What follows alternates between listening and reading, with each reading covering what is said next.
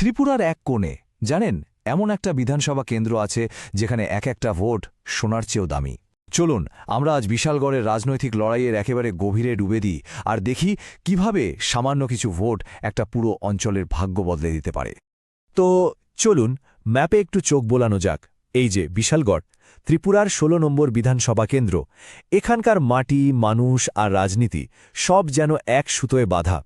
তৃণমূল স্তরের গণতন্ত্রের যে আসল ছবিটা, সেটা বোধহয় এখানেই সবচেয়ে স্পষ্টভাবে দেখা যায়। মাত্র ১৩২৬ ভোট, ভাবা যায়? হ্যাঁ, ২০২৩-এর নির্বাচনে জয়ের ব্যবধান ছিল ঠিক এটাই। এই ছোট্ট একটা সংখ্যাই কিন্তু বলে দেয় যে এই কেন্দ্রের লড়াইটা কতটা হাড্ডাহাড্ডি, আর কেন এখানে প্রত্যেকটা ভোট এত বেশি মূল্যবান। আজকে আমরা এই পুরো বিষয়টাকে কয়েকটা ভাগে ভেঙে দেখব। প্রথমে দেখব এই সামান্য ভোটের ব্যবধানের খেলাটা, তারপর বিশালগড়ের ভোটারদের চেনার চেষ্টা করব। এরপরে ফিরে তাকাবো গত ৩ দশকের রাজনৈতিক পালাবদলের দিকে।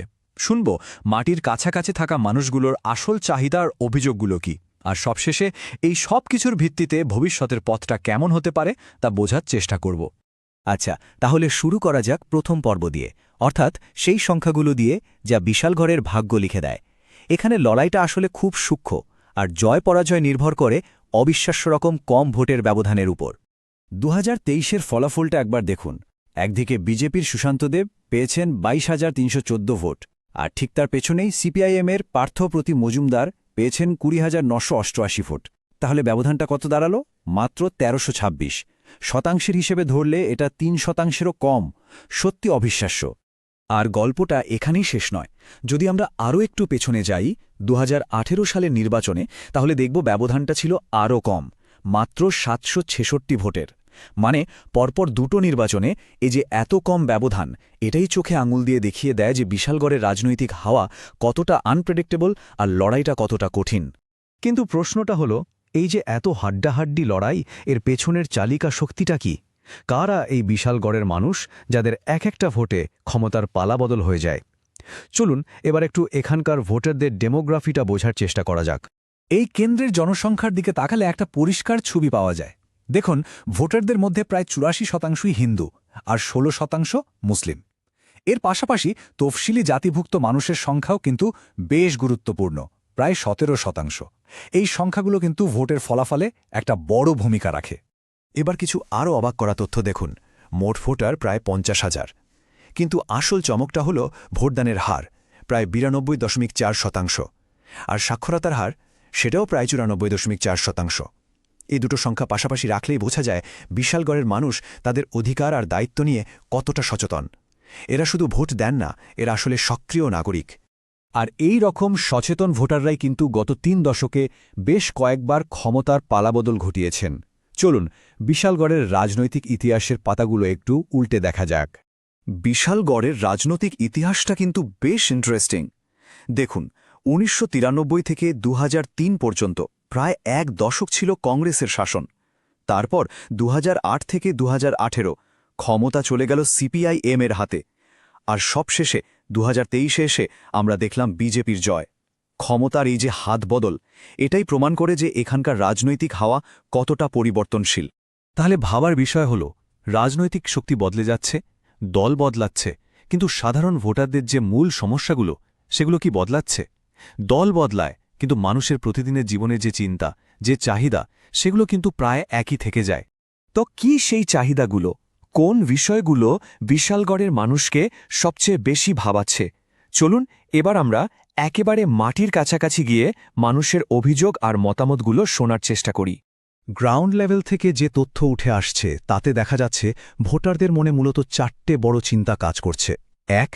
পরিকাঠামোর বেহাল দশা, বিশেষ করে নিকাশি ব্যবস্থা। ২. আইন শৃঙ্খলা নিয়ে উদ্বেগ। ৩. কৃষকদের জীবিকার চাপ, যেমন ধরুন বাজারের অভাব বা ঋণের সমস্যা। আর ৪ নম্বর হল প্রশাসনিক দুর্নীতি, বিশেষ করে ওই যে সামান্য বৃষ্টিতেই ড্রেন ভেঙে পড়ার মতো ঘটনা। এগুলো মানুষের মনে কিন্তু গভীর দাগ কেটেছে। একটা ঘটনা তো বলতেই হয়। কিছুদিন আগেই বৃষ্টির পর একটা ড্রেনেজ প্রকল্প ভেঙে পড়ে, আর তারপর স্থানীয় মানুষজন নিজেরাই একজোট হয়ে সেই কাজ বন্ধ করে দেন। তাদের পরিষ্কার অভিযোগ ছিল যে ঠিকাদাররা খুব খারাপ জিনিসপত্র ব্যবহার করেছে। এই একটা ঘটনাই কিন্তু বুঝিয়ে দেয় স্থানীয় প্রশাসনের ওপর মানুষের ভরসাটা ঠিক কোন জায়গায় গিয়ে ঠেকেছে। আচ্ছা, সমস্যাগুলো তো পরিষ্কার, তাহলে সমাধানের রাস্তাটা কি হতে পারে?